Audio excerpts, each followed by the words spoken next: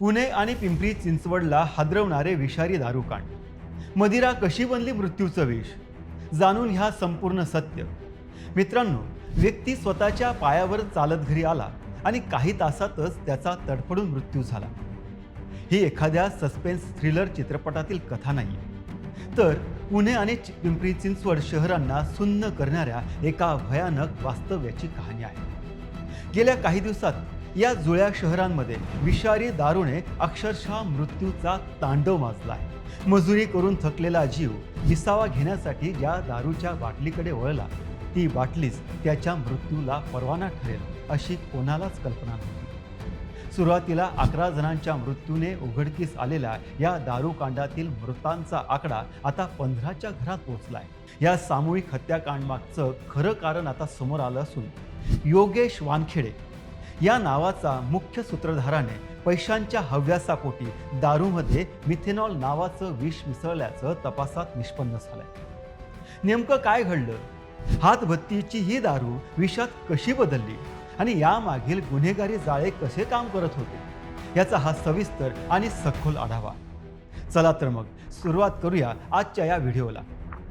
आजच्या बातमीचे लेखक आहेत नील सोनार. तर मित्रांनो, गेल्या 2-3 दिवसापासून पिंपरी चिंचवड आणि पुणे शहरातील विविध रुग्णालयांमध्ये एकसारखी लक्षणे असलेले रुग्ण दाखल होण्यास सुरुवात झाली होती. या सर्वांमध्ये एक गोष्ट समान होती, ती म्हणजे त्यांनी आदल्या रात्री हातभट्टीची म्हणजेच गावठी दारू प्यायली होती. पिंपरी चिंचवडमधील दापोडी आणि फुगेवाडी या भागामध्ये विषारी दारू पिऊन तब्बल 8 जणांचा मृत्यू झाला.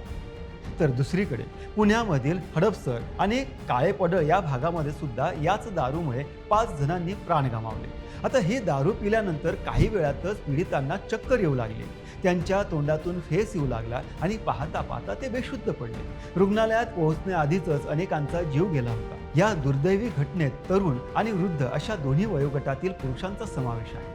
घरातील कर्ता पुरुष अचानक गेल्याने अनेक गरिबांचे संसार उघडकीस आले. मग कोणत्याही हातभट्टीची किंवा गावठी दारूने इथाईन अल्कोहोल असते, पण मग दारूची नशा वाढवण्यासाठी आणि कमी खर्चामध्ये जास्त दारू तयार करण्यासाठी हे गुन्हेगार अनेकदा त्याच्यामध्ये रसायने मिसळत असतात. या प्रकरणामध्ये तसंच झालं. आरोपीने मिथेनॉल या घातक रसायनाचा वापर केला. परंतु मित्रांनो, हे मिथेनॉल म्हणजे असतं तरी काय? चला सांगतो.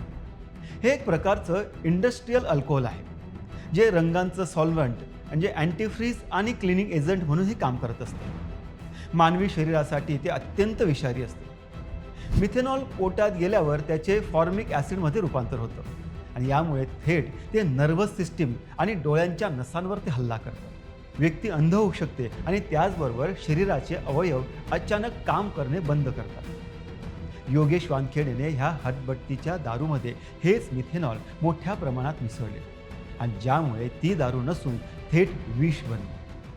चला आता तुम्हाला आरोपीबद्दल सांगतो. या संपूर्ण प्रकरणाचा जो मुख्य सूत्रधार आहे योगेश वानखेडे, हा योगेश वानखेडे या आधीसुद्धा अवैध दारू विक्रीच्या व्यवसायामध्ये सक्रिय होता. त्याच्यावर यापूर्वी सुद्धा अनेक गुन्हे दाखल झाले होते.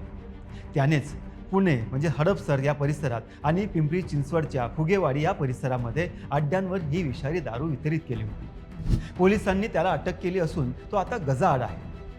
राज्य उत्पादन शुल्क म्हणजेच एक्साईज ड्युटी या विभागाचे पोलीस अधीक्षक अतुल कानडे यांनी दिलेल्या माहितीनुसार या अड्ड्यांचा मुख्य मालक कर्नल सिंग विरखा हा आहे. या गुत्त्यांमधून विषारी दारूची खुलेआम विक्री होत होती आणि यावरून हे स्पष्ट होतं की हे केवळ एका व्यक्तीचं काम नाही, तर संपूर्ण शहरामध्ये अवैध दारू वितरित करणाऱ्या एका मोठ्या सिंडिकेटचं हे काम आहे. एका पाठोपाठ एक मृतदेह पडू लागल्यानंतर पोलीस आणि प्रशासन खडबडून जागे झाले. या गंभीर घटनेची दखल घेत मुख्यमंत्री देवेंद्र फडणवीस यांनी पुणे आणि पिंपरी चिंचवड पोलीस आयुक्तांना कठोर कारवाईचे थेट आदेश दिले. दोन्ही शहरांच्या पोलिसांनी समन्वय साधून या प्रकरणाच्या मुळापर्यंत जाण्याच्या सूचना त्यांनी दिल्या आहेत. मुख्यमंत्र्यांच्या आदेशानंतर राज्य उत्पादन शुल्क विभाग आणि पोलिसांनी विविध ठिकाणी संयुक्त छापेमारी सुरू केली आहे. आतापर्यंत या गुन्हेगारी साखळीतील एकूण 8 जणांना पोलिसांनी बेड्या ठोकल्या आहेत. ज्या 3 मुख्य ठिकाणी ही दारू बनवली गेली आणि विकली गेली ते अड्डे सुद्धा उद्ध्वस्त करण्यात आले.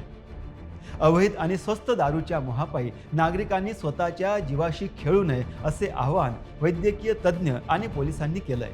विषारी दारू म्हणजेच मिथेनॉल पॉयझनिंग ओळखण्याची काही प्राथमिक लक्षणे सुद्धा आहेत, ती तुम्हाला खालीप्रमाणे सांगतो. याच्यामध्ये काय होतं की डोळ्यांसमोर अंधारी येते किंवा दृष्टी अचानक धूसर होते. त्याचबरोबर तीव्र अशी डोकेदुखी होऊ शकते आणि असह्य अशी पोटदुखी होते. वारंवार उलट्या होणे आणि तोंडातून फेस येणे हे सुद्धा लक्षणे जाणू शकतात. तसेच श्वास घेण्यामध्ये सुद्धा त्रास होतो. चक्कर येऊन कोसळणे अशी काही ते प्राथमिक लक्षणे आहेत. असे जर लक्षण आढळल्यास रुग्णाला एका मिनिटाचाही विलंब न करता जवळच्या एखाद्या मोठ्या रुग्णालयात दाखल करणं आवश्यक आहे. सुरुवातीच्या काही तासांमध्ये जर योग्य उपचार मिळाला तर जीव वाचवण्याची शक्यता असते.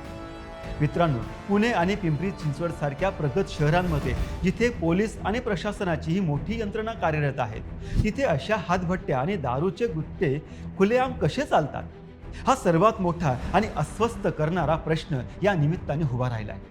योगेश वानखेडे सारखे सराईत गुन्हेगार पोलिसांच्या नाकावर टिच्चून मृत्यूचा बाजार मांडतात आणि गरीब कुटुंबातील कर्ते पुरुष त्याला बळी पडतात. आता तर आरोपींना अटक झाली असली तरी गेलेले जीव मात्र परत येणार नाहीत.